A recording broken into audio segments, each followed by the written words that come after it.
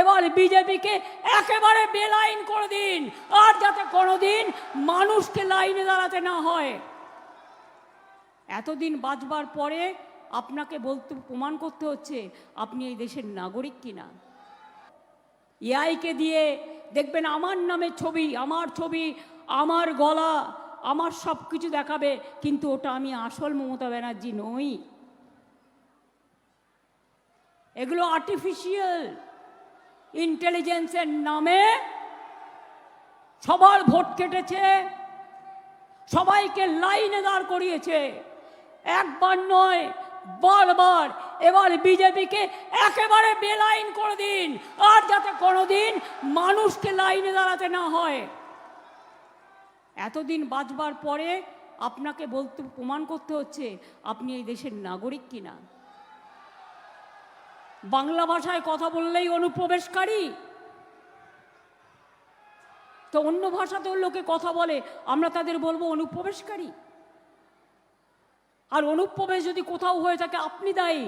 অমিত শাহ মহাশয়, নরেন্দ্র মোদী মহাশয়, বর্ডার রক্ষা করে কে? বিএসএফ। কয়লা পাহাড় দেয় কে? সিআইএসএফ। এয়ারপোর্টের থেকে লোক নামে কাস্টমস দেখে কে? আপনাদের সিআইএসএফ বা সিআরপিএফ। আমরা দেখি না, ওটা আমাদের হাতে নেই। আপনারা লুকিয়ে লুকিয়ে কি কি করেছেন তার তথ্য আমাদের কাছে আছে। বিপদে পড়লে মানুষ পাশের দেশ শেল্টার দেয়। আপনারা কতজনকে ঢুকিয়েছেন আমি জানি, এবং আমি চিঠি দিয়েও জানিয়েছি। আমি রেকর্ড করে রাখি সব কিছু, তার কারণ রেকর্ড কিন্তু একদিন কথা বলবে, এটা মাথায় রাখবেন।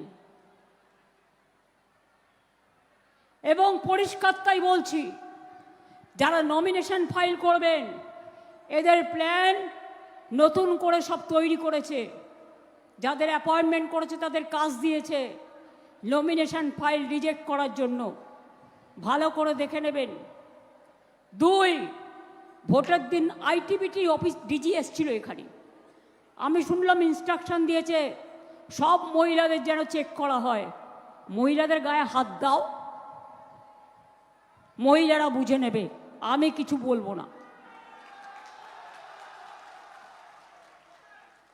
এত ভয়, মা বোনেদের এত ভয়। তোমার ঘরে মা নেই, তোমার ঘরে বউ নেই, তোমার ঘরে বোন নেই, তোমার ঘরে ছেলে মেয়ে নেই, সবাইকে নিয়েই তো আমাদের পরিবার। তাই বলি বিজেপি, যতই করো হামলা আবার জিতবে বাংলা। যতই করো হামলা তৃণমূল জিতবে বাংলা। যতই করো চক্রান্ত হবে তুমি ব্যর্থ। হারাতে হবে ওদের, হারাতে হবে, যাতে কোনো দিন মাথা তুলে দাঁড়াতে না পারে।